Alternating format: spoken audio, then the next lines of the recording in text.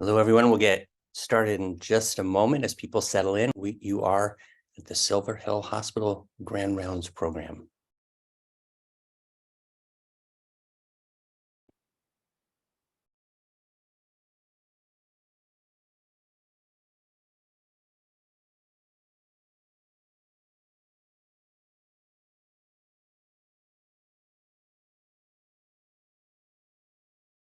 All right. Welcome, everybody. I am Dr. Jeff Katzman. I'm the Director of Education here at Silver Hill Hospital, and we are absolutely delighted to have you join us, where we are really privileged and honored and all those kinds of things to welcome Dr. Alex Keuroghlian, who will be presenting on the topic of mental health care for the LGBTQIA plus populations. And I really have enjoyed meeting Dr. Keuroghlian before this talk, and we'll have the pleasure of introducing them in just a moment. A little housekeeping first to start. Today, sadly, concludes our 2023 Grand Rounds program. It has been great to be with you all over the course of this year. It seems that time has really flown by, and after Dr. Keuroghlian's presentation, we will have had a total of 20 Grand Rounds this year, and we're glad to see that many of you are regular participants. We've been busy constructing the 2024 series based on our hospital needs and gaps, as well as feedback from all of you. And the 2024 calendar will remain virtual with lectures on the second and fourth Wednesdays. Our first Grand Rounds is going to start even earlier this coming year on January 10th with Dr. Judy Chu, affiliated with Stanford, who will talk to us on the topic of supporting boys' healthy development. And invitations and flyers have just been sent out with reminder invitations in early January. And you can also check out our hospital website calendar to see the pipeline for 2024. Back to today's lecture. Your questions, of course, remain really an important part of our Grand Rounds, and I will moderate a Q&A discussion with Dr. Keuroghlian at the end of their lecture. This is a great opportunity to put forward questions and comments to Dr. Keuroghlian, which you can submit anytime during the lecture by using the Q&A box. And if you wish to receive CME or CEU credits, please just complete the evaluation survey that will automatically show on your browser when we end the webinar. We will also email a copy of the survey to today's participant. Finally, disclosures. No planners of this activity have indicated a relevant financial relationship with an ACCME-defined commercial interest, and Dr. Keuroghlian will show a slide with his own disclosures as well. It is now really a pleasure and honor to introduce our guest, Dr. Alex Keuroghlian, who is the Director of the Division of Education and Training at the Fenway Institute, Michelle and Howard J. Kessler Chair and Director, and Division of Public and Community Psychiatry at Massachusetts General Hospital, Associate Chief, Public and Community Psychiatry, MGH Department of Psychiatry, and Associate Professor of Psychiatry at Harvard Medical School. Dr. Keuroghlian is Director of MGH Psychiatry Gender Identity Program, Co-Director of the HMS Sexual and Gender Minority Health Equity Initiative, Clerkship Director for the fourth-year HMS Medical Student Elective in Sexually and Gender Diverse Health, and co-director of the HMS Advanced Integrated Science course in Sex and Gender-Informed Medicine. They received their medical degree and master's in neuroscience from Stanford University School of Medicine and completed their psychiatry resident at the MGH McLean Hospital Training Program, where they served as chief resident in public and community psychiatry and a master of public health at the Harvard T.H. Chan School of Public Health. At Fenway, Dr. Keuroghlian works as a clinical psychiatrist within the behavioral health department and undertakes research at the Fenway Institute.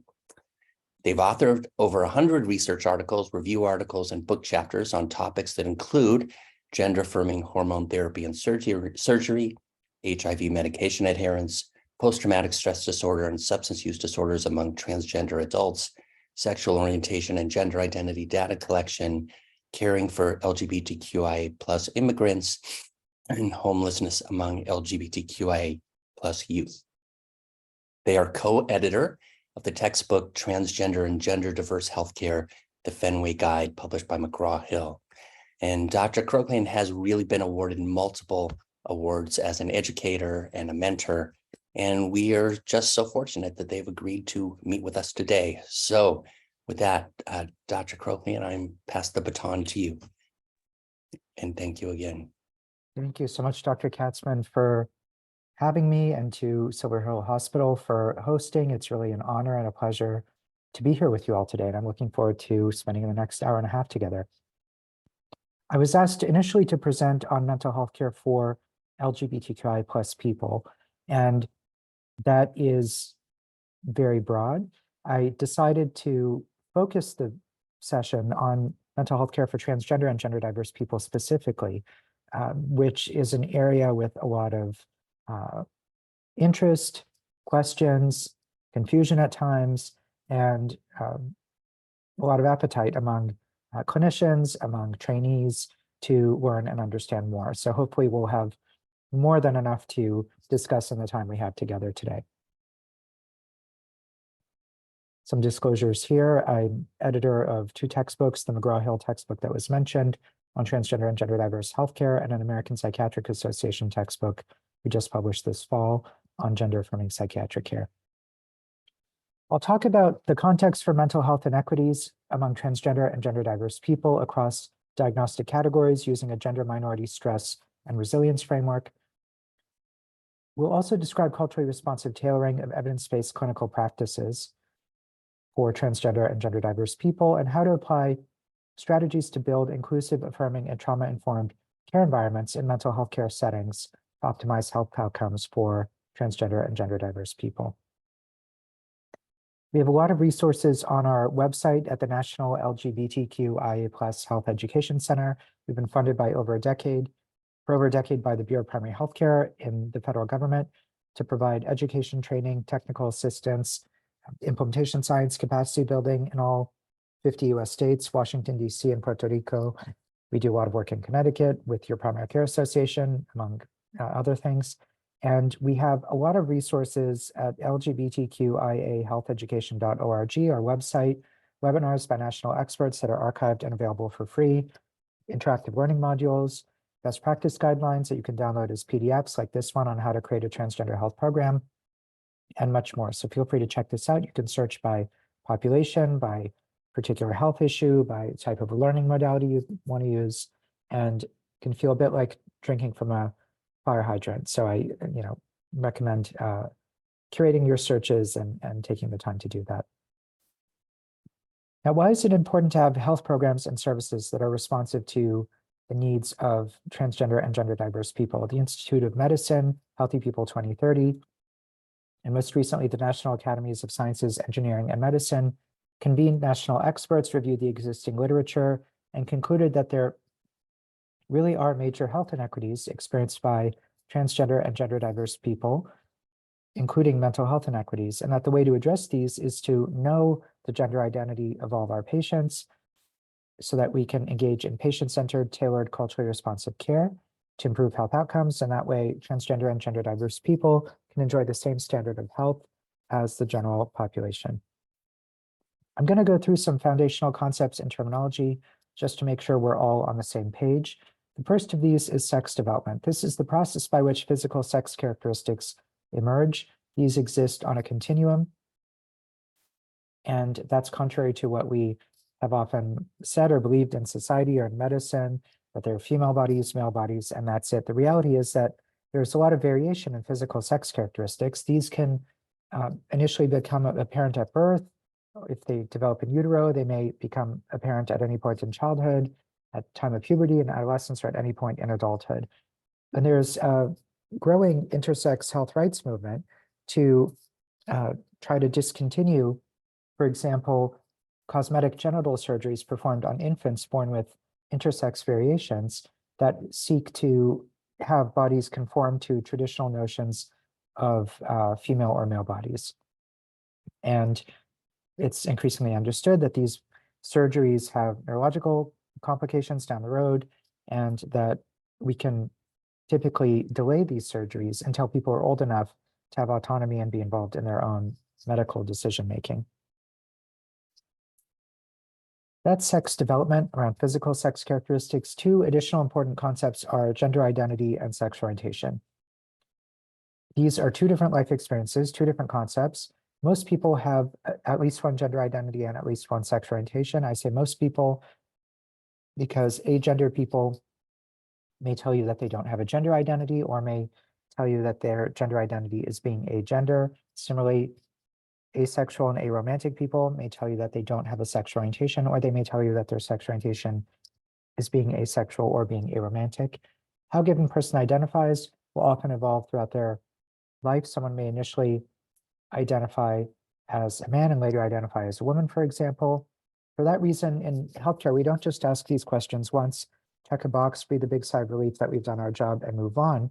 These are questions we recommend asking every year, if not every 6 months, because these are critically important and dynamically evolving health-related variables. The concepts and terminology we have now are also different than the ones we had 20 years ago, 10 years ago, 5 years ago, even a year or two ago. I'm hearing new terms from my younger sexually and gender diverse patients in the last 4 to 6 months that I hadn't heard even a year or two ago. So part of this is a very rapidly moving linguistic, cultural, societal revolution that we can approach with a sense of anxiety, frustration, resistance, or with a sense of openness, curiosity, respect, and innovation. And I'm confident that everyone here will choose the latter. Another key concept is that of sex assigned at birth. When babies are born in most countries and cultures around the world, they're typically assigned one of two sexes based on physical characteristics, female or male, in some cases intersex if they have variations in physical sex development that don't fit traditional notions of female or male bodies. These babies then grow up, become children, adolescents, and adults who may have a gender identity, a fundamental core inner sense of their gender that does not align with society's expectations based on the sex they were assigned when they were born. So what is gender identity? It's a person's inner sense of being a girl, woman, boy, man, both of these, beyond both, neither of these, or having no gender at all. And we appreciate that many people have a gender identity that doesn't fit one of the two traditional categories of either being a girl or being a boy, either being a woman or being a man. So we appreciate that many people have what we refer to as a non-binary gender identity. This is part of the naturally occurring gender diversity that's always existed among humans. If we look back in history, different societies have made more or less room for this naturally occurring gender diversity, whether it's two-spirit indigenous communities in the Americas or the Hijra community for many centuries in India, whom we might now consider transgender women, and in many cases can view themselves as transgender women as well. It's just now in contemporary society that we're starting once again to make more room for this naturally occurring gender diversity. And the concepts and terminology we use will continue to evolve and be refined in the years ahead. That's gender identity in a nutshell, your core inner sense of your gender. Gender expression is how we present or communicate our gender to other people, to the outside world. And that can be through our mannerisms, the way we walk, our voice, our hairstyle, the way we dress. And gender expression is quite complex as well. It's not necessarily the case that someone assigned male sex at birth wants to or ought to express their gender in a traditionally masculine way, whatever that means. And it's not necessarily the case that someone assigned female sex at birth wants to or ought to express their gender in a traditionally feminine way, whatever that means. We also can't predict gender identity based on gender expression. So if a patient walks into the room or is on the phone and we're listening to their voice, we can't correctly guess if this person identifies as a woman or a man. So we don't make assumptions in healthcare. We have to ask people, and we mirror their own language back with them and honor who they tell us that they are. We have a comprehensive glossary of terms on our website related to gender identity, sexual orientation, sex development, and so on. So feel free to check that out with terms and definitions. The term cisgender or cis refers to a person whose gender identity aligns with society's expectations based on the sex they were assigned when they were born. The terms transgender, trans, or gender diverse refer to people whose gender identities do not align with society's expectations based on the sex they were assigned when they were born. People may identify in binary ways. For example, a person assigned male sex at birth who identifies as a woman may refer to herself as a transgender woman, a trans woman, or simply as a woman. People may identify in non-binary ways, sometimes shortened to NB. People may identify as non-binary. They may identify as genderqueer. They may identify as gender fluid. Gender fluid implies a gender identity that's more dynamic and potentially going to evolve over time. We increasingly use terms like transfeminine and transmasculine as well. These are inclusive of both binary and non-binary identities. So a transfeminine person, for example, is someone assigned male sex at birth who identifies more with femininity. They may identify in a traditional binary way as a woman, or they may not. So there are these different dimensions to consider. There's the sex assigned at birth based on physical characteristics. There's gender identity based on a person's core inner sense of their gender. There's gender expression, which is how we communicate our gender to other people. And then there's how others perceive our gender based on how we express it or based on their own worldview, beliefs, and biases. It's important to understand what gender affirmation is. This is the process by which people change from living and being perceived based on society's expectations related to their sex assigned at birth to living and being perceived the way they see and understand their own gender. And there are different components to a gender affirmation process. There's psychological affirmation. This can include gender identity, exploration, discovery, and self-acceptance, sometimes with the help of a psychotherapist or in community with social support or on one's own. There's social gender affirmation, which can include things like changing your name, your pronouns, the way you dress, your hairstyle. There's chest binding, genital padding, genital tucking, and so on. There can be legal gender affirmation. This involves changing gender markers on official government issued documentation in several US states now, for example. In addition to being able to change your driver's license, you can indicate a non-binary gender designation, an M, an F, or an X, for example. And US passports for a couple of years now have also allowed non-binary designations for all US citizens. There's medical gender affirmation, and it's important to say for children before puberty, there's no medical or surgical intervention that happens, contrary to a lot of disinformation that's out there. Once a child is has begun adolescence and is in early puberty, in 10 or stage 2 of puberty, there's the possibility of pubertal suppression with gonadotropin-releasing hormone analogs like leuprolide that temporarily press pause on development of secondary sex characteristics so that these youth don't develop secondary sex characteristics that don't align with their sex assigned at birth, because we see a significant increase in distress and unfortunately suicidality when that happens.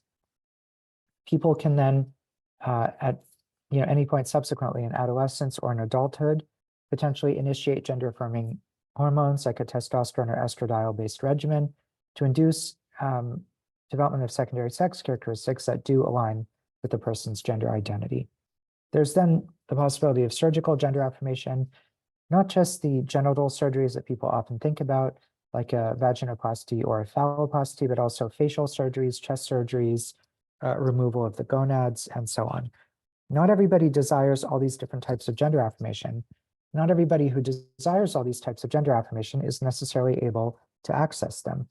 They may have financial barriers, lack of insurance reimbursement, lack of local providers of this type of care, family pressure, community pressure, or live in states where there are restrictions on provision of gender-affirming care. I'm going to briefly contrast gender identity with sexual orientation. Sexual orientation is how a person experiences their physical, emotional, and romantic attachments to other people. And we think about this in 3 components. There's desire. This is whether someone is attracted to other people, and if so, who are the genders of the people they're attracted to. There's behavior. This is whom someone is engaging in sexual or intimate activity with and what type of activity they're engaging in. Then there's sexual orientation identity, and that refers to the range of labels and communities that exist in society that a person may or may not affiliate with regarding their sexual orientation. Some of the more common ones include gay, straight, lesbian, bisexual, queer, asexual, pansexual, and more. And again, we have a glossary of terms on our website related to this.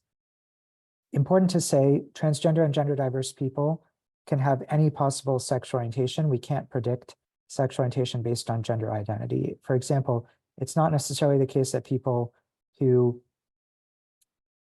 are transgender women are necessarily primarily attracted to or engaging in sexual activity with men. So we don't make assumptions. Again, we ask people about their sexual orientation and we document what they tell us. Now, to understand health inequities experienced by transgender and gender diverse people in clinical care, research, advocacy, policy, we increasingly rely on a minority stress framework. The idea here in terms of gender minority stress is that transgender and gender diverse people experience everyday discrimination, victimization, microaggressions, frank violence, unfortunately, at a much higher prevalence than the general population. And we think of all this as external stigma-related stress. And this, over time, can take a toll for many people, can contribute to disruptions in general psychological processes like coping skills, emotional regulation, interpersonal relationships and functioning, having certain beliefs that are understandable in the face of this kind of chronic stigma and discrimination, but that can perpetuate distress over time, like believing it's never going to get better, nobody can be trusted, no one will ever love me, for example. All this external stigma-related stress can contribute to internal stigma-related stress. Internalized transphobia, believing all the negative things that society has to say about your gender identity or expression, expecting rejection because you're so used to it, or identity concealment to prevent mistreatment and abuse.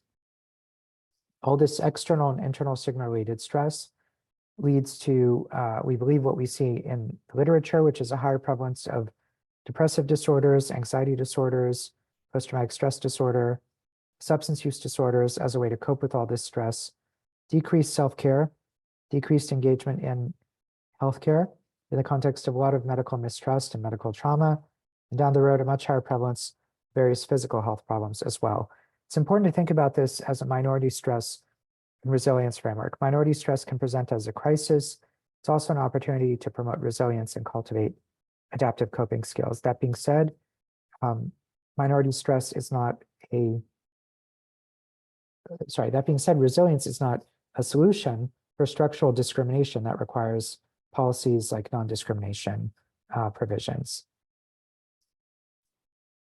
Here's some minority stress-based care principles that we can apply in our work with transgender and gender diverse people. And these are adapted from a local expert in New Haven, Connecticut, John Pachenkis, who's on faculty at Yale.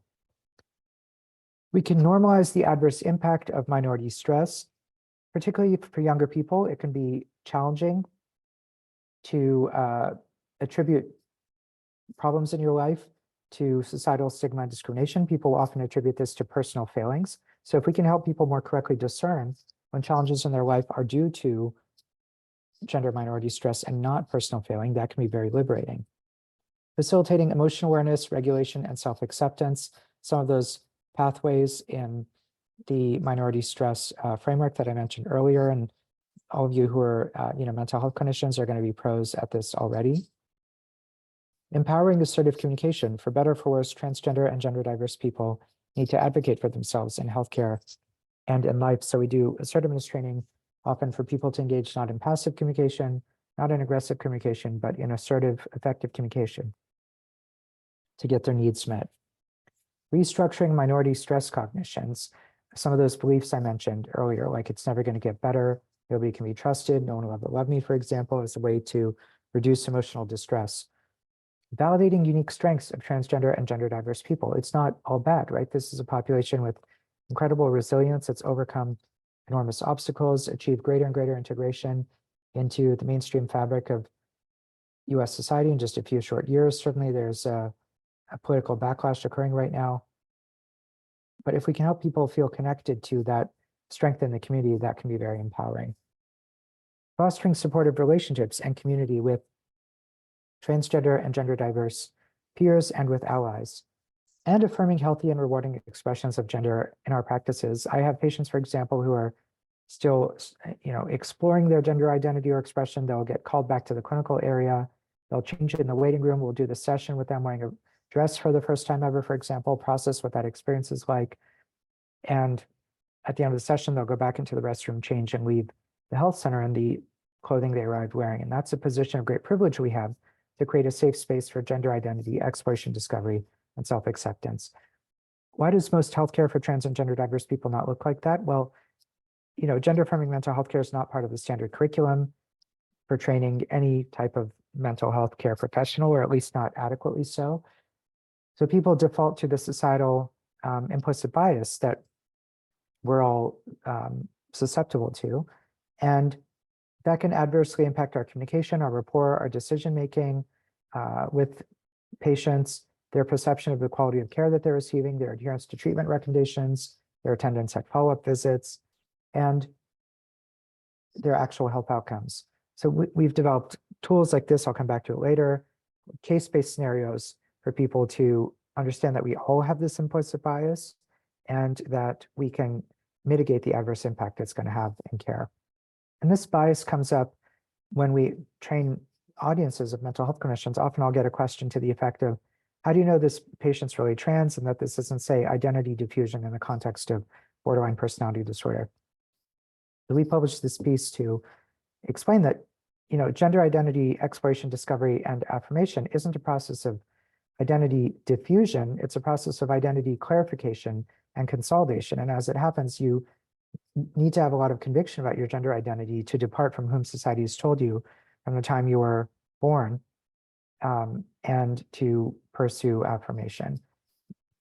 Distress displayed by trans and gender diverse people in care settings is often misinterpreted as personality pathology, but the pathology is not in the person, it's in the environment. It's in the care setting where we're not building a welcoming, inclusive, safe care environment. We're misgendering patients and so on. So if we make these safe, inclusive, welcoming environments, then we'll see that distress decrease typically, and that'll facilitate alliance and rapport. We did this study out of the US Transgender Survey, looking nationally at prevalence of, of what has been the de facto intervention for trans and gender diverse people, which is an effort to convert people's gender identity from transgender to cisgender. And we looked at prevalence across all 50 US states, including in Connecticut. And we found that approximately 188,000 people in the US have been exposed to conversion efforts. That's about 14% of trans and gender diverse people. And as you can see, it's not random geographically from one state to another. There's a clear geographic trend. It was important to do this study because there are efforts to try to ban conversion efforts from one state to another. Less than half of US states currently have a ban. And sometimes the state house will pass a ban and then the governor will say, well, we don't have quote unquote conversion therapy in our state and would therefore veto the ban. So we published this to say it does happen in every state. It happens at high prevalence, therefore we do need to ban this harmful practice, as I'll talk about in a moment. The US Transgender Survey also found that there was a much higher prevalence of serious psychological distress than in the general population, and a 40% lifetime suicide attempt prevalence, much higher than for other studied populations in the US. And this risk of attempting suicide decreases when people are able to access gender affirming care. So it's important to think about gender affirming care as life-saving treatment for trans and gender diverse people. The lifetime prevalence of suicide attempts is higher among trans and gender diverse people than it is for the general adult population, but it's also significantly higher than it is among presumed cisgender sexual minority adults. This is a study we did looking at the relationship between gender identity conversion efforts and suicide attempts. And we found that lifetime exposure to conversion efforts was associated with more than twice the odds of attempting suicide in your lifetime. Exposure to conversion efforts before age 10 was associated with more than 4 times the odds of attempting suicide in your lifetime. And no difference in conversion efforts performed by a religious advisor versus a secular type professional. So it's not the religious component that's dangerous, it's any effort to try to change someone's gender identity from transgender or gender diverse to cisgender. So if we're not going to coerce trans and gender diverse people into changing their gender identity and becoming cisgender, what should healthcare for trans and gender diverse people look like? We did this study in 5 northeastern US states, Vermont, New Hampshire, Western Mass, Connecticut, and upstate New York. And we surveyed community members in those states, and particularly non-urban areas, and also engaged healthcare professionals in those same counties. And while in many cases, healthcare professionals were correctly guessing what healthcare should look like for trans and gender diverse people, in many cases, they were totally off the mark. So we can't just make assumptions about what the community health needs are. We need to lead with community priorities, voice, and needs in the design, implementation, and evaluation of health services. And the pretty unanimous consensus in terms of what healthcare should look like for in trans and gender diverse communities is gender affirming care. And this is the idea that someone will tell us what their gender identity is. We don't doubt them, question them, tell them that they can't possibly know that or that they're confused. We honor who they tell us that they are. They express interest in a particular gender affirming intervention. We provide information about the intervention. They make a decision about whether they want to pursue it, communicate that to us, and we facilitate timely access to that intervention within an autonomy and self-determination based medical ethics framework. We don't gatekeep, stall, deny their access to that care. And important to say, we're providing gender affirming care for cisgender people all the time, right? If a 5-year-old cisgender boy says he's a boy, we don't doubt him, question him, dismiss him, or a 25 or 40 or 60-year-old cisgender woman, for example. So it's really about providing gender affirming care for everybody and not just some among us. And we've done a number of studies showing the benefits of gender affirmation. This is a study where we showed that social gender affirmation before age 10 or in adulthood was associated with just as good mental health in adulthood, including same odds of suicidality as not being socially affirmed until you're an adult. So there's no reason to deny people the ability to be socially affirmed until they're adults. This is a paper we published a year ago with one of our medical students looking at clinician level implications of bans on gender affirming medical care for youth in the US. And these are just some of the bills. These are the ones proposed in the first half of the 2022 legislative session. And we have different types of gender affirming care up top. And you can see that these are classified depending on the state as civil, felony, or misdemeanor offenses. And so we're really talking about clinicians, prescribers going to prison for providing evidence-based medically necessary care. One example of gender affirming care under attack is access to pubertal suppression. We published this paper showing that access to pubertal suppression compared to desiring and not accessing it is associated with decreased odds of lifetime suicidal ideation. We also published a study showing that access to gender affirming hormones compared to desiring and not accessing gender affirming hormones at those same ages from 14 years old onward is associated with decreased odds of lifetime suicidal ideation and better mental health in adulthood.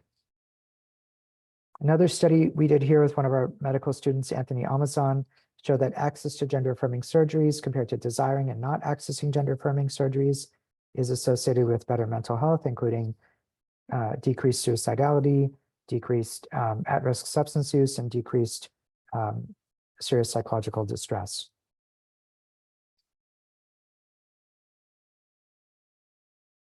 Anthony and a med school classmate of his, Michelle, then wanted to do this study where they showed that access to gender affirming hair removal compared to desiring and not accessing gender affirming hair removal is associated with decreased odds of suicidal ideation and better mental health. And this was used as the basis for a state house hearing in Massachusetts earlier in 2023 to try to require insurance coverage for gender affirming hair removal by payers in the state.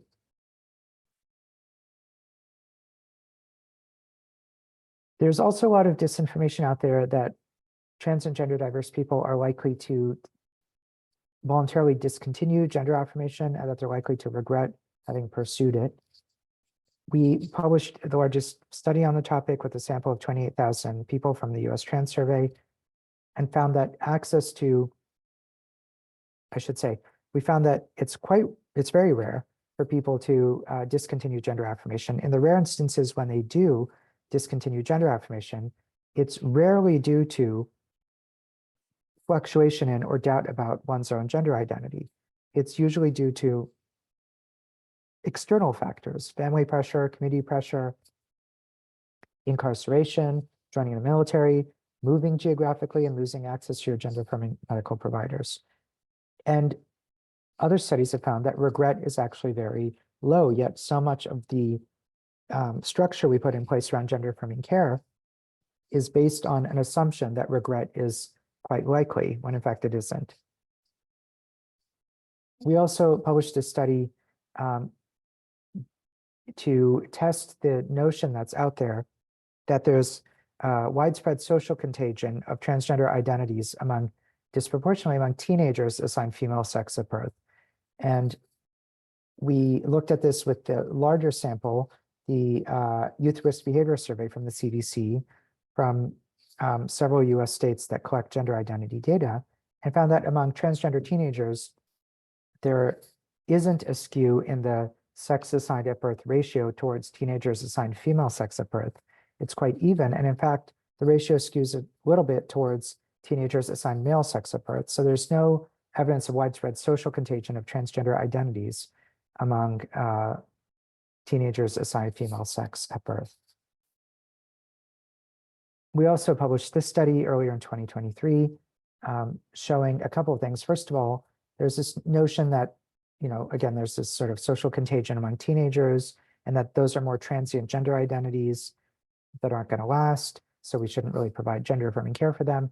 We found that, first of all, on average, people first became aware they were transgender when they were 20 in this sample, and that 40% of transgender and gender diverse adults first realized that they were trans or gender diverse as teenagers. So actually, it's really common to first realize when you're a teenager, and those identities clearly persisted into adulthood. We also found that on average, people waited 14 years from when they first realized they were trans or gender diverse to when they told another person. So it may be, rapid onset news for parents or families that their child is trans or gender diverse, but that child has typically known for years before they, got to a point of psychological safety to tell another person. So rather than, conversion efforts and all that stuff, we have published a number of guidelines for gender affirming mental health care. Here are some examples. I already described the guidelines we published on distinguishing and addressing gender minority stress and borderline personality symptoms. We published on psychopharmacology for trans and gender diverse people, on serious mental illness like schizophrenia and gender affirmation, and on care for substance use disorders. So I'm going to talk about a few of these. We focus on substance use disorders initially. These have been found to be associated with, among trans and gender diverse people, the need to cope with school-related verbal harassment, physical assault, sexual assault, expulsion related to one's gender identity or expression. And there can also be disproportionate substance use to cope with the psychological stress of not being able to access standard of gender affirming care. This is a study we did with 452 transgender adults. And we found that odds of a substance use disorder treatment history plus recent substance use was associated with intimate partner violence, post-traumatic stress disorder, public accommodations discrimination in public parks, public transportation, hospitals, restaurants, public restrooms, unstable housing, and sex work, particularly survival sex. And these are in the context of pervasive employment discrimination, familial discrimination, educational discrimination, employment discrimination, and housing discrimination. If we think about any higher prevalence of substance use disorders in this population as a downstream effect of chronic gender minority stress. We wrote this piece about opioid use disorders. Trans, middle, and high school students are more than twice as likely to report recent prescription pain medication use compared to cisgender students. Trans adults on Medicare have a higher prevalence of chronic pain compared to cisgender counterparts, which is a risk factor for opioid use disorders.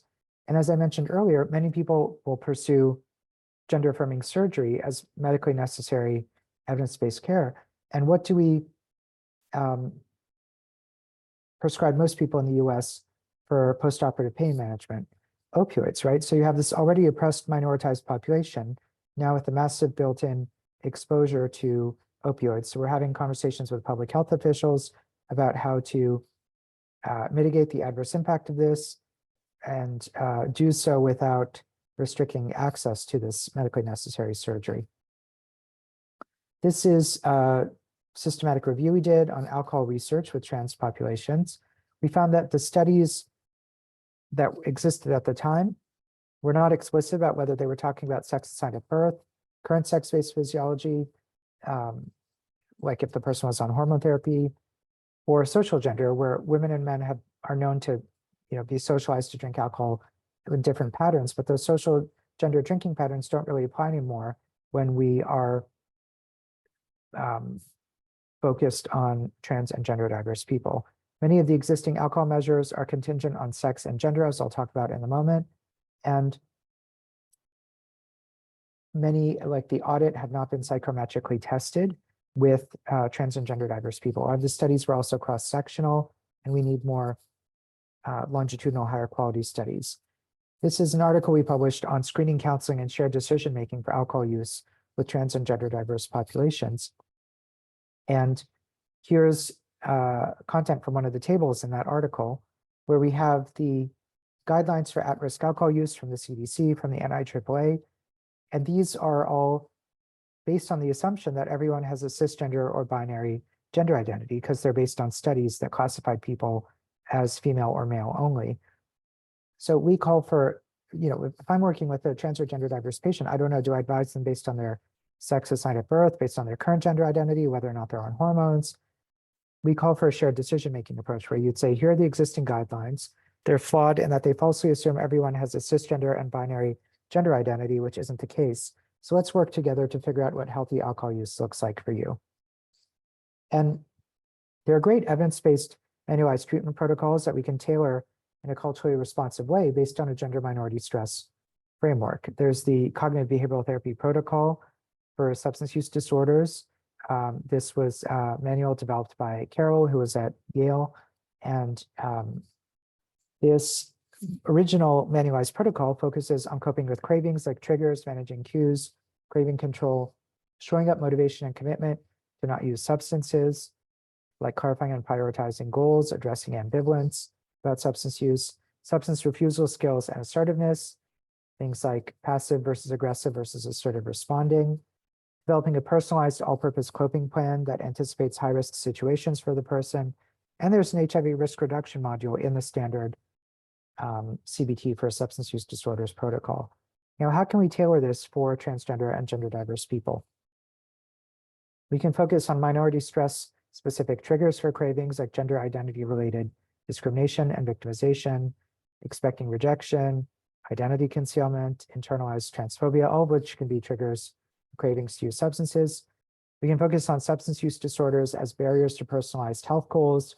I've had more luck, for example, with patients quitting smoking cigarettes because they were motivated to pursue gender affirming surgery and knew that nicotine is a vasoconstrictor that will adversely impact wound healing and negatively impact surgical outcomes than I have for any other reason. So you can weave in something very motivating like that in terms of gender affirming surgery into this evidence-based mental health treatment protocol. We could also incorporate into the protocols some population-specific considerations like assertive substance refusal skills with sex partners, where it can be very affirming to be accepted in a sexual or intimate context in your gender identity or expression, and that may reduce the power someone has to negotiate not using substances. There's also,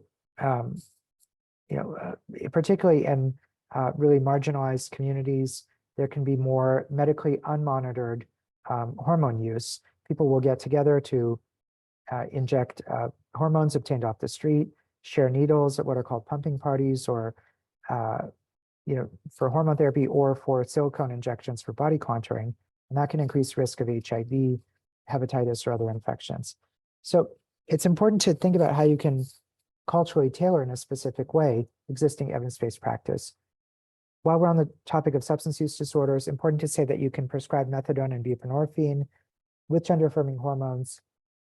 It's safe and feasible with appropriate monitoring and follow-up. And it's important to say that because often if you initiate a new psychiatric medication of any kind, patients on hormone therapy will ask if it is something that runs the risk of reducing the effectiveness of their gender-affirming hormones, and you can provide reassurance when appropriate.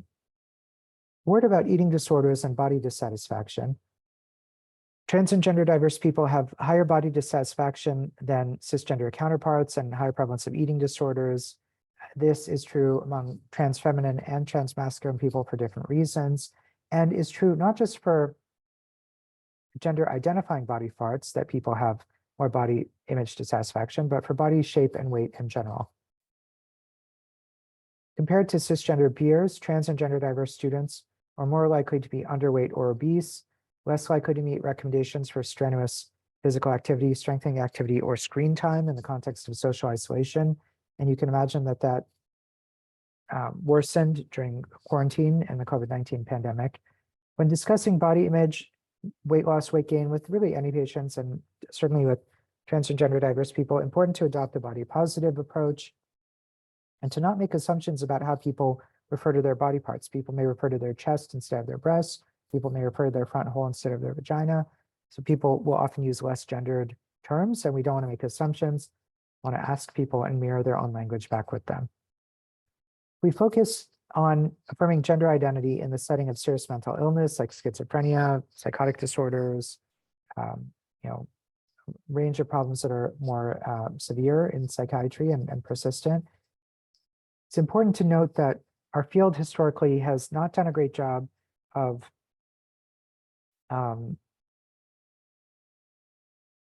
affirming gender identity. People are dismissive of people's gender affirmation desires. Clinicians have often said, well, let's first get your PTSD under good control or your schizophrenia under good control. And we now know that that's not ethical or effective. Even worse, people have chalked up the person's gender identity to a psychiatric problem and said, well, this may be a delusion related to person's schizophrenia or a symptom of PTSD related to childhood sexual abuse, for example, which we know is really not accurate.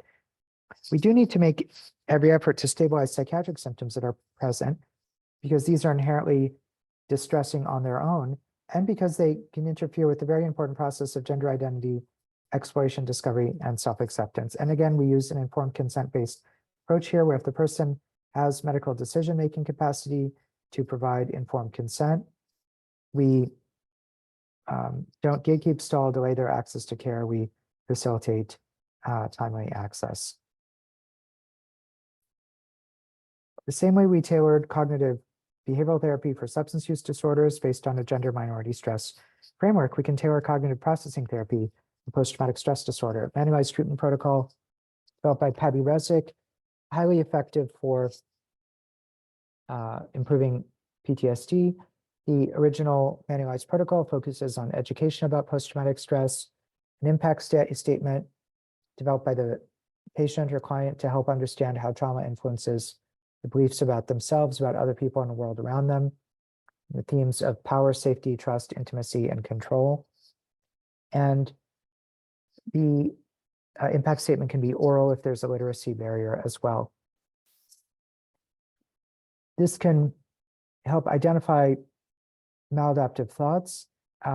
This is actually central to the intervention, that are called stuck points about trauma that contribute to persistent emotional distress. And the intervention focuses on decreasing avoidance, increasing resilient coping. Here's the cognitive triad of traumatic stress from SAMHSA, ways in which it can alter our views about ourselves, about the world around us, about the future, for example. And these are examples of cognitive distortions or stuck points, as cognitive behavioral therapy, as cognitive processing therapy would refer to them. So how can we tailor cognitive processing therapy for trans and gender diverse people? We can focus on gender identity specific stigma, how that can contribute to post-traumatic stress, avoidance, mistrust, hypervigilance symptoms, for example. We can help people attribute challenges in their life to gender minority stress rather than to personal failings of some kind. And the impact statement can focus on how experiences of discrimination and victimization affect the person's beliefs, can lead to expecting rejection, concealment needs, internalized transphobia, and that can perpetuate emotional distress. We can focus on decreasing avoidance in the form of isolation from trans and gender diverse community, or from medical care in the context of a lot of well-founded medical mistrust and also medical trauma that people have. We can also focus on the impact of minority stress on health behaviors and goals. like, for example, adequate antiretroviral medication adherence for people living with or at risk for HIV.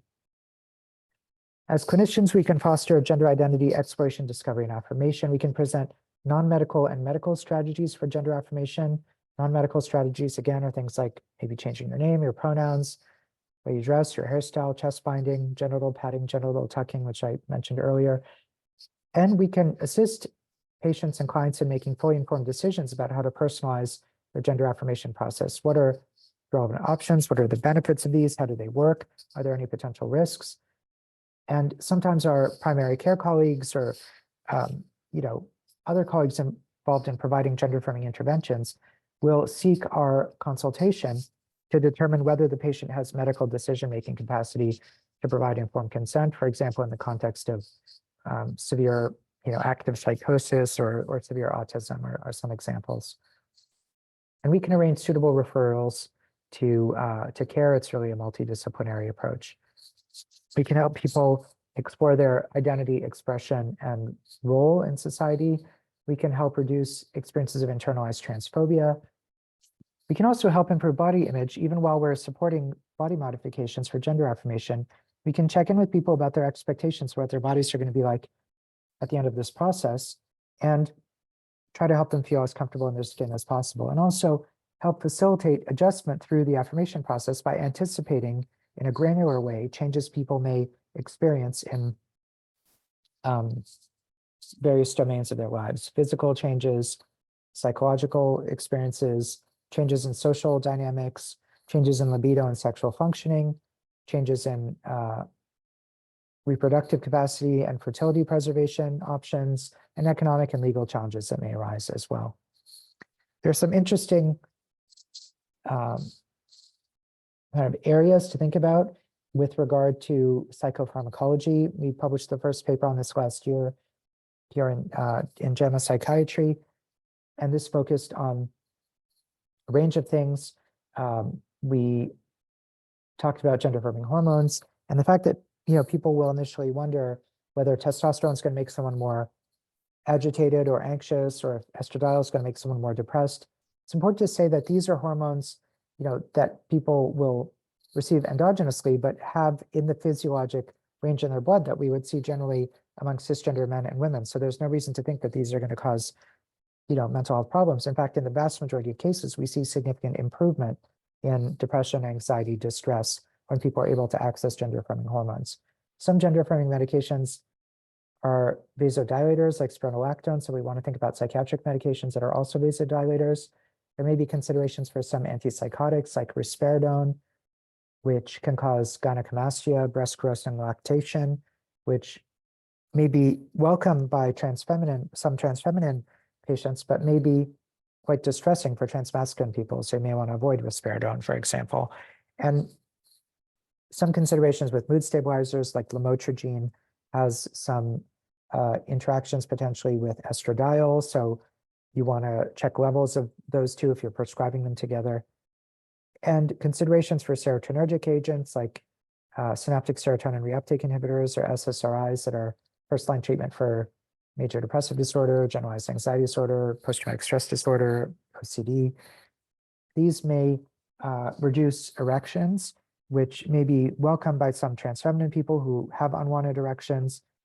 On the flip side, trazodone can cause erections in the form of priapism, sustained erections that don't go away, and that may be very distressing for certain transfeminine people who don't want erections, for example. So we'll have to think about. A few months ago in 2023, we published this much more comprehensive paper on psychopharmacology with gender-affirming hormones, thinking about the main classes of medications used in gender-affirming hormone therapy and drug-drug interactions with various categories of psychiatric medication. So feel free to check this paper out. Important to think at the system level about gender identity data collection within clinical care settings to systematically, sensitively, effectively collect gender identity data with all patients, and then to use this to improve the quality of care, to engage in clinical decision support, where the electronic health record, for example, can generate an alert to the team that it's time for this patient to have a cervical pap test or a prostate exam, regardless of what their gender identity is. this idea of if you have it, check it. And one of the things we've published about are anatomical inventories that track body modifications and retained organs, so that preventative cancer screening, for example, is based on retained organs and not in a crude way based on the binary sex that may be listed in a person's chart. We published guidelines on collection of patient sexual orientation and gender identity data with children and adolescents with developmentally appropriate scripting as well. And we've shown with the National Health Center program, all 1,400 federally qualified health centers in every US state, including several in Connecticut, that over time, the vast majority of patients are willing to report their sexual orientation and gender identity. And these 1,400 federally qualified health centers are required to report these every year to the federal government. Most recent paper we published that was 6 years out from this federal policy of requiring SOGI data reporting showed that about, that sexual orientation and gender identity data reporting was complete for about 70% of patients nationally. And most of these are cisgender straight patients. So people, are happy to answer these questions. We found in another study in diverse parts of the country, expressed that they understand these are important for care and said they'd be happy to answer these questions again in the future.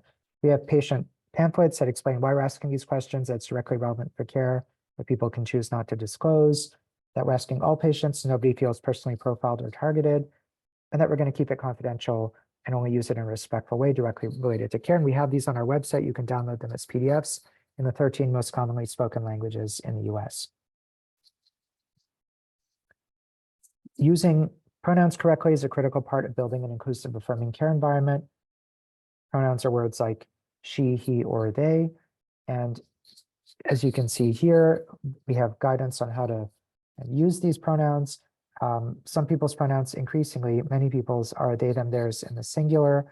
So that takes practice, better to practice at home or with a colleague than to practice on a patient for the first time. There are also neopronouns developed by and for transgender and gender diverse people like Z, here, here's. So this takes practice as well. It's not about knowing every possible set of pronouns a priori before you meet a patient. It's about having a process grounded in cultural humility where you'd ask the patient what their pronouns are, if you're pronouncing them correctly, how to spell them, assure them you're going to document these in a chart and let other people in the practice know. And some people also don't have pronouns, go by a name only. So you would say the person's name every time you refer to the person. And all this takes practice, but I'm confident you all have the capacity to do this. It's valuable to introduce ourselves with our name we go by and our pronouns. That indicates that this is a safe environment where we don't make assumptions about people's pronouns and normalizes it so that patients feel comfortable doing the same. When collecting patient gender identity, we ask what name a person goes by, what are your pronouns, what's the name on your insurance, which may be different than the name the person goes by, what's your current gender identity, what sex were you assigned at birth, do you identify as transgender? This is kind of the current best practice. It's also important to ask about both legal name and common use name. The person's name on official government issued documentation may be different than the name they want to go by in the practice. We want to ask all patients for pronouns, not just people we guess might be transgender or gender diverse. If people ask why we're requesting this information, you can tie it back to the organization's mission to provide welcoming and inclusive services for people of all backgrounds and identities. We've all been socialized to use very gendered language. I was raised to do this. I think many of you were as well. We can be just as warm and welcoming if we're mindful of the fact that we can't guess someone's gender identity or sexual orientation based on how they look or how they sound. So we can unpack that and use much more gender inclusive language until we know what a person's pronouns are and how they identify. So instead of saying, how may I help you, ma'am? How may I help you, sir? You can say, hello, how may I help you? And be just as warm and welcoming. Instead of saying she or he is here for the meeting, you could say your new colleague is here for the meeting, for example, or new patient is here for a visit. Some obvious don'ts include using any disrespectful language or slurs. We don't want to gossip about a person's appearance or behavior. That lowers the level of professionalism within our practices. Sometimes people would say things that they think are complimentary, but are really off topic and can make a person uncomfortable, like saying you look great, you look like a real woman, real man. We still hear things like that. And It's not directly relevant to the care we're providing, better to not say it at all. We don't use the terms transvestite or transgendered anymore. Transvestite was a term used for people who wore clothing traditionally designed for someone of another gender. It's not really about the person's gender identity per se. And we don't use the term transgendered ending in ED, which makes it sound like there was an event that made the person transgender, which is not the case. Instead, we say transgender ending in ER, and it's always an adjective, never a noun. So we say, she is a transgender woman or a woman of transgender experience. We don't say she is a transgender or those transgenders. And we don't say sex change. We say gender affirming care, gender affirming hormones, gender affirming surgery, for example. As we've discussed, trans and gender diverse people have a history of stigma and discrimination, including in healthcare settings. So don't be surprised if you say something even well-intentioned and the person becomes upset. Don't personalize the reaction. Apologize. Say, I'm so sorry. I didn't mean to be disrespectful. Correct yourself. Then say, thank you for letting me know. I'll do better next time. That's a great way to diffuse a difficult situation and reestablish a constructive dialogue. You can also systematically review the policies, procedures, and forms in your practice to make sure that these are using universally inclusive language. Here's one of the best practice guidelines we developed for the Bureau of Primary Healthcare. This is on our website, focus on forms and policy. You can download this as a PDF. And on the left-hand column, we see terms that are exclusionary with regard to sex and gender-related factors, and then terms on the right that are much more universally inclusive that we recommend you adopt. Here's some gender-inclusive one set of gender-inclusive avatars that you can use on forms when patients go into their provider's office to indicate the location of pain or other symptoms on their body. We can use these gender-inclusive human outlines for people to have the experience of being, seen when they fill these forms out. We can create a culture of accountability that requires us all working together with respect. We can politely correct our colleagues who make insensitive comments. You can say something like, I want to let you know Jesse's pronouns are they, them. I heard you say she, her. I want to make sure you know for the future. Or those kinds of comments are hurtful to other people and don't create a respectful work environment. As I mentioned earlier, we have these tools to mitigate the adverse impact of clinician implicit bias. The one on the left is a tool we developed for the Bureau of Primary Healthcare that's available on our website. The one on the right is the peer-reviewed publication I mentioned.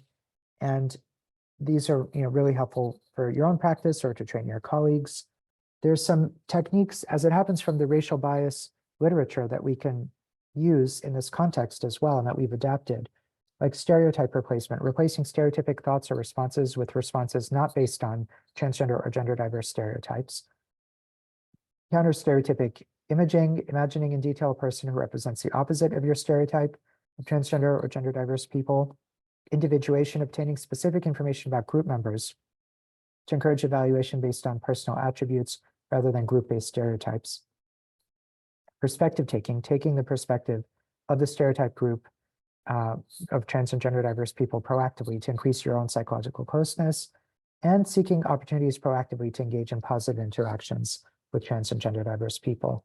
It's helpful to think about your own practice and the extent to which it's setting with actively discriminatory structures or policies in place that are harming trans and gender diverse people, the extent to which overtly prejudiced statements or actions are taking place towards trans and gender diverse people, if there's a degree to which people are aware of the needs of trans and gender diverse patients and staff, if there are active efforts to make this a safer, more welcoming environment to work in or to receive care within, the extent to which it's a proactively friendly environment with statements of support and efforts to make this an affirming care environment. And then finally, is this a fully inclusive and affirming environment with structures, policies in place to certainly protect trans and gender diverse people, but also to honor and celebrate them.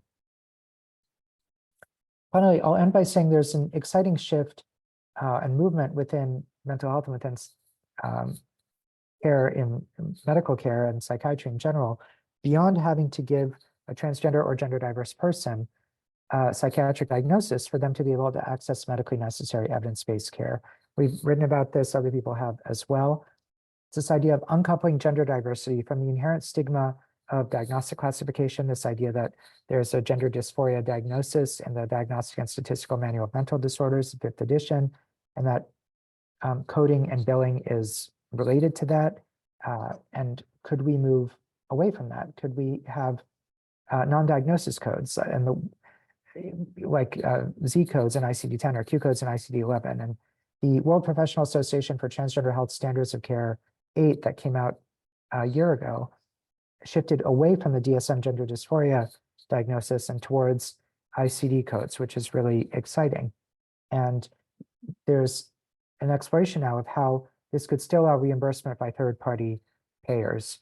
And I was on Capitol Hill talking to Congressional Research Service on Thursday last week about this, and they're really interested in this possibility and how this could work. I have time in my week where I see people who don't need to see me for longitudinal psychiatric care, but need an assessment in support of gender affirming surgery.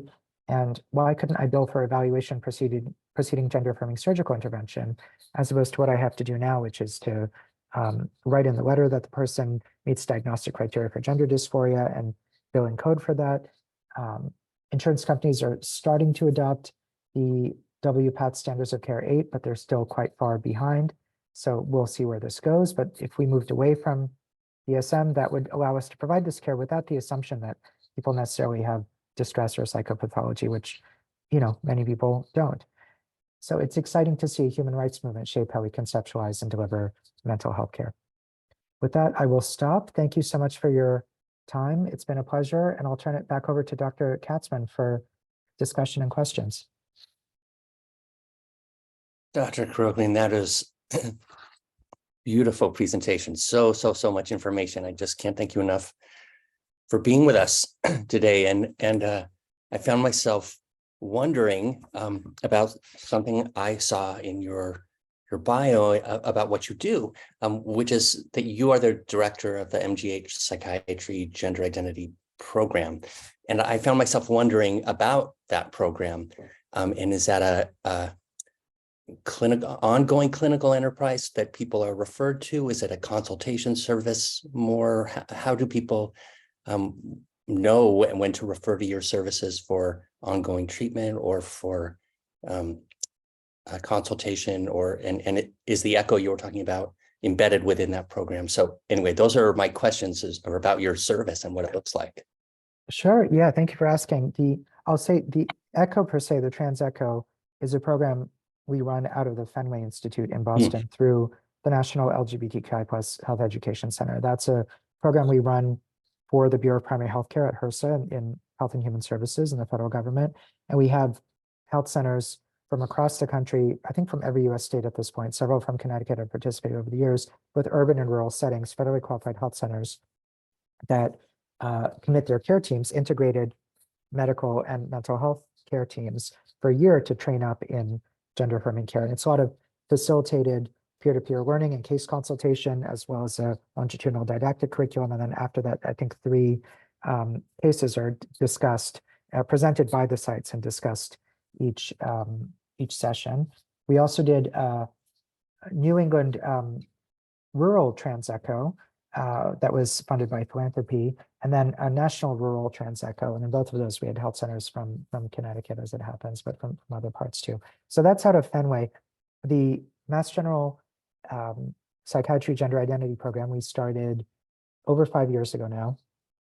And it was right around the same time that the hospital was starting a transgender health program in the Department of Medicine and Pediatrics. So we're very integrated with the trans health program in medicine and pediatrics. We're also very integrated with plastic surgery, OBGYN, urology, and ear, nose, and throat at Mass Eye and Ear, all of which perform different types of gender affirming surgeries. We receive, so far our policy has been that we'll, within the psychiatry gender identity program, see patients, any patient who has primary care or longitudinal specialty care at MGH. And we certainly do get requests from outside. We have, as it happens, many patients just within our hospital, but there's a discussion about whether at some point we'd open it up beyond that. The way it works is that we'll typically receive referrals from either the trans health program, so people who are, receiving their primary care within the trans health program or simply receiving their gender affirming hormone therapy within that program, will also receive referrals from other primary care providers at MGH or adult or pediatric primary care providers whose patients maybe aren't in the trans health program but are trans or gender diverse.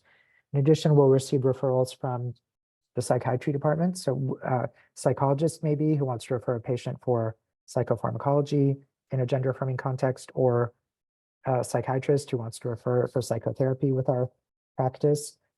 And we see patients from early childhood into older adulthood and across the entire lifespan. We have 4 psychiatrists now within our program. We're hiring a 5th one now. We have several psychologists within our program. We're fortunate to be very integrated with the child cognitive behavioral therapy program at the hospital as well, who are very interested in this and invested in it. And we have some social workers within the practice too. And we do a fair bit of writing and publishing in this area as well. Several of the papers that I showed, including around psychopharmacology, were done with clinicians on faculty in our program. And we at this point, I think placed well over 1,500 patients in care. So for those referrals from primary care providers, therapists who are not part of the trans health program, you take over the care, or you do consultations, or what's kind of the consultative model, I guess, is what I'm wondering. Or can this be handled by, or at what point does somebody come to your care for your clinic for ongoing care? Yeah, great question. And you had asked that before. Sorry, I didn't answer that. No problem. We do a bit of both. So there's very often referral put in with an expectation that we would be providing longitudinal care of a particular kind. So if a psychologist refers to us for psychopharm and the patient doesn't have psychiatrist, will take over in those cases. If they're referring for therapy and the patient doesn't have a therapist, we'll place the patient in care for that. There are also cases where people reach out for consultation, and sometimes they'll have a question of whether they can do an assessment in support of gender affirming surgery, for example, on their own, or they'll refer to us asking us to do it. And we try to build capacity with our clinicians in the hospital to do these things themselves. So if the person has an established care relationship with somebody, we'll provide consultation to build capacity for them to provide the care, unless for some reason that care relationship needs to end. But very often it doesn't need to end. And we really believe that this is primary mental health care, right? This should not be specialty or subspecialty mental health care. That creates a lot of barriers and bottlenecks in terms of accessing this care. So we don't reflexively just take over care. We, first of all, wouldn't have the capacity to do it. And that's really not where this care should live. We like to say, this isn't any more difficult than anything people are doing day to day in their practices. It just requires a level of cultural responsiveness. And for other, minoritized groups, we don't say, nor would it be accepted to say, we don't take care of people like you here, you need to go somewhere else, right? So this is also something that everybody should be able to do. Yeah, that's beautiful. Thank you. Thank you for that.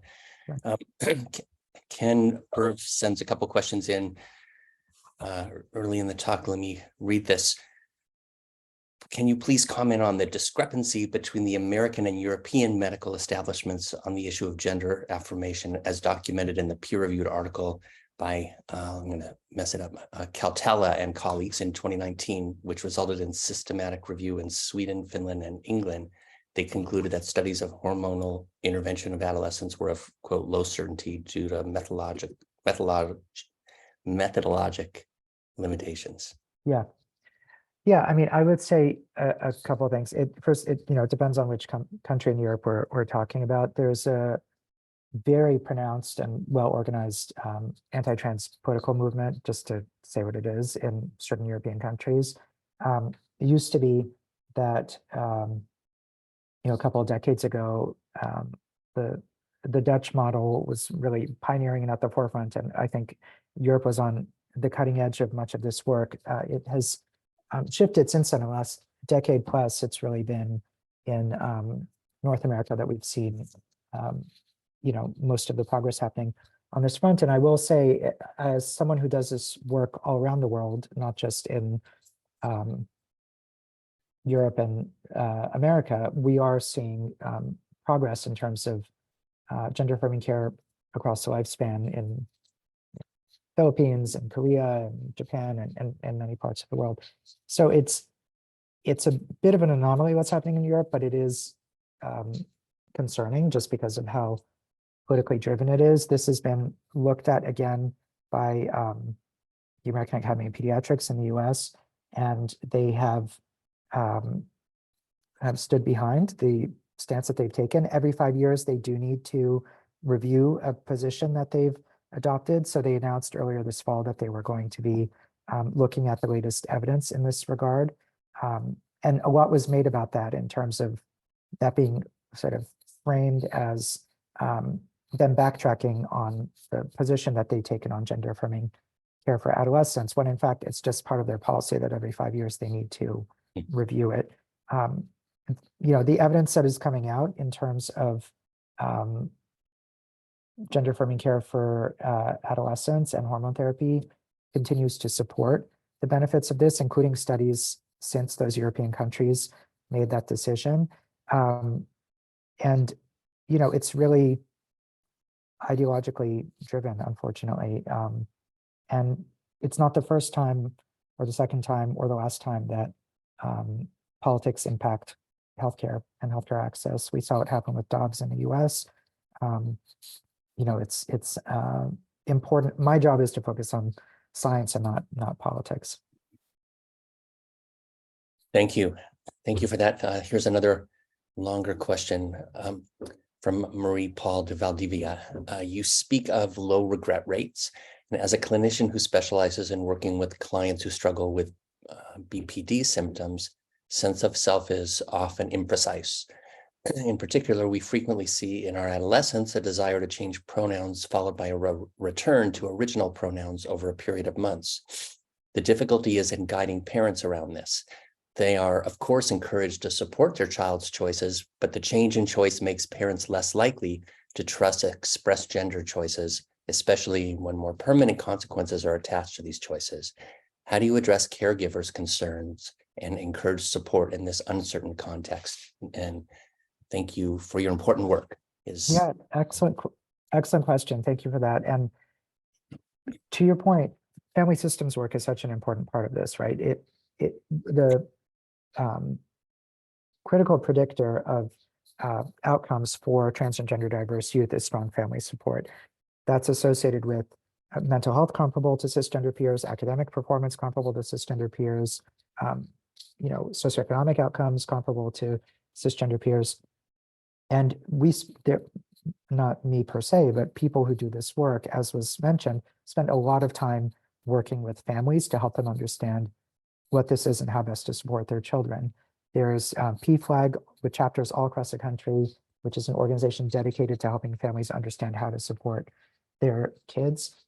And we have parent support groups here in Boston and at Fenway, where often parents will go meet other parents who seem like reasonable people to them for the first time, have dinner, and then some of the most resistant parents have then gone on to become the staunchest advocates for their trans and gender diverse kids. So we see that happen, and it's really wonderful when it does.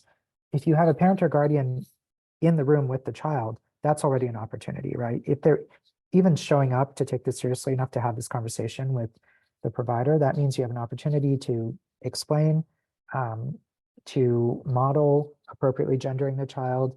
And, related to this, which is the first part of your question, is the fluidity of gender and gender expression that historically we've been very uncomfortable with as society, right? We have this notion that you're either a boy or a girl or a man or woman. You need to put your money down and stick to it, and don't you dare evolve in any way. The reality is we're evolving as humans in all kinds of ways throughout our lives.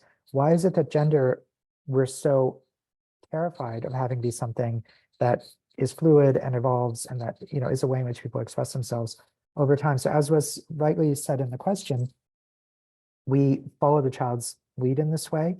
And if pronouns are evolving, that is fine and actually not harmful. If gender expression in other ways, in terms of clothing and whatnot, is fluctuating, that is also fine. And the problem is really in society that we're uncomfortable with that. So this, just to name, does get at something very fundamental that is unsettling for a very gendered structure within our society and a patriarchy that makes sure that we kind of adhere to it.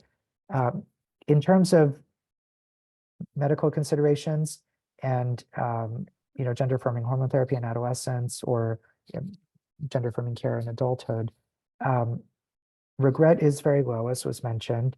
The initiation of gender affirming hormones in adolescence is not something that's done willy-nilly, right? It's done with expert providers involved. There are clear requirements within the WPATH Standards of Care 8 for everything that needs to be in place.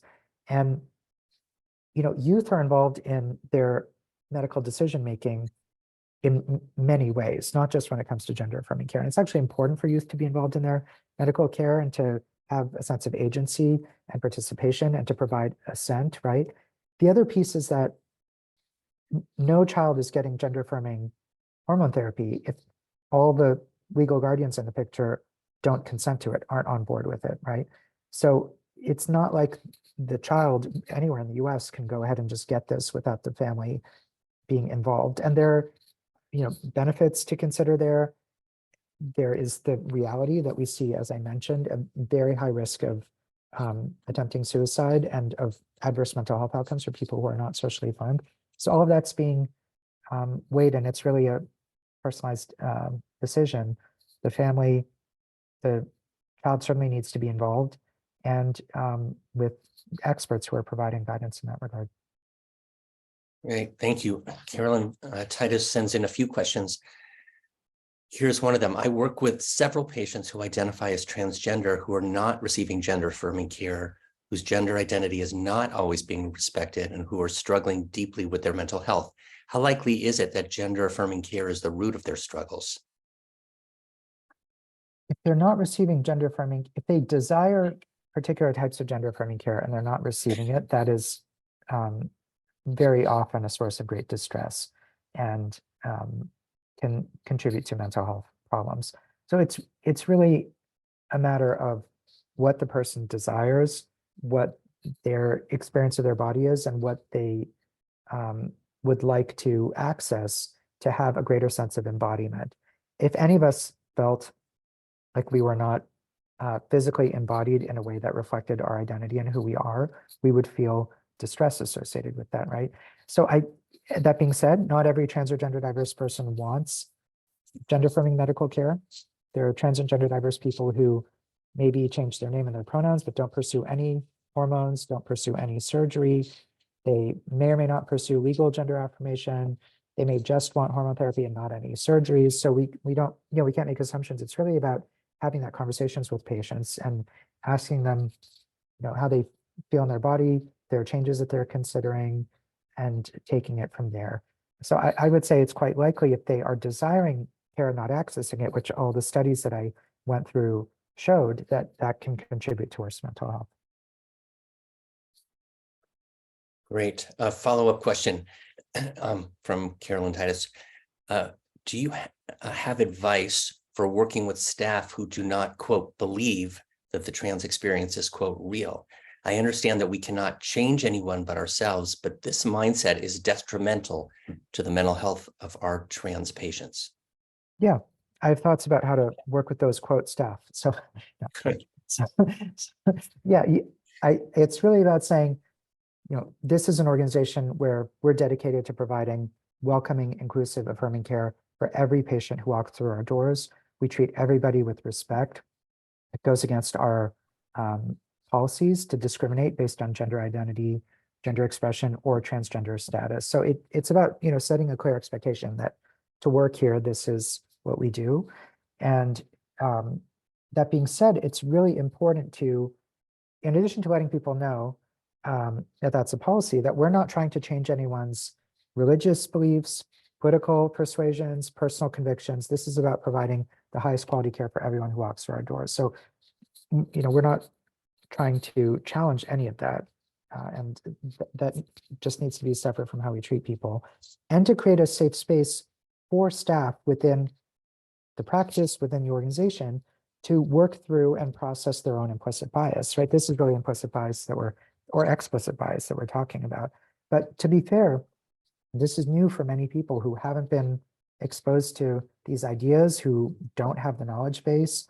And if we're expecting people to interact with patients and with colleagues a particular way, we need to provide them with the information, have systematic training for all staff.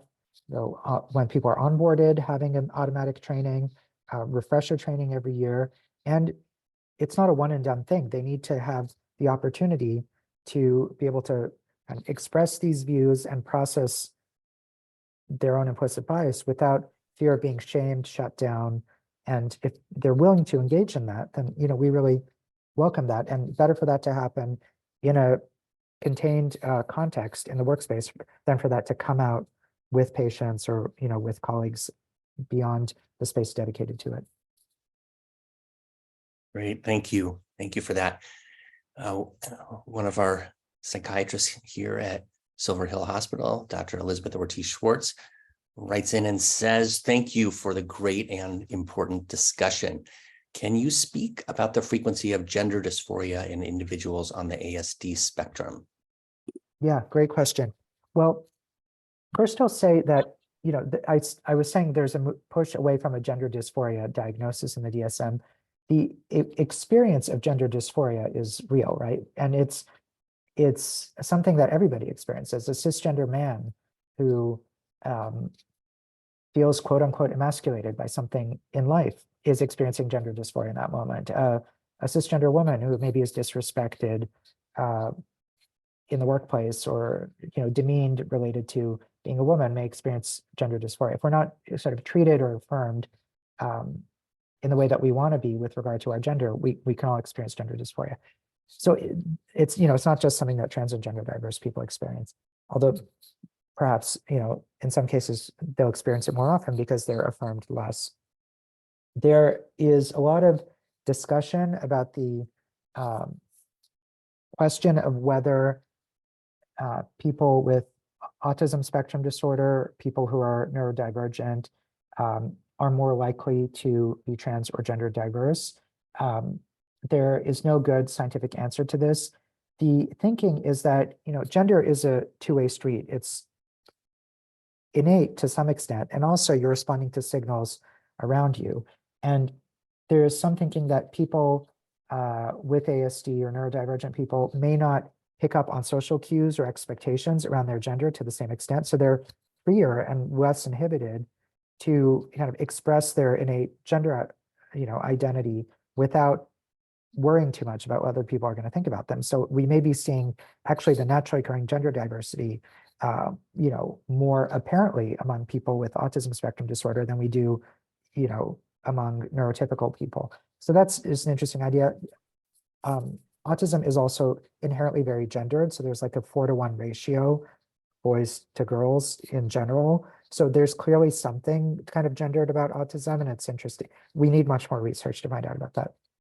That being said, we can still affirm gender identity in people with autism and even more severe autism by not expecting to hear their gender narrative in the same way we may expect to hear it from other people, taking the time to explain things really clearly and to make sure that we're getting, answers about people's gender experience and desires for gender affirmation in a way that is clear and may not be what we would usually do.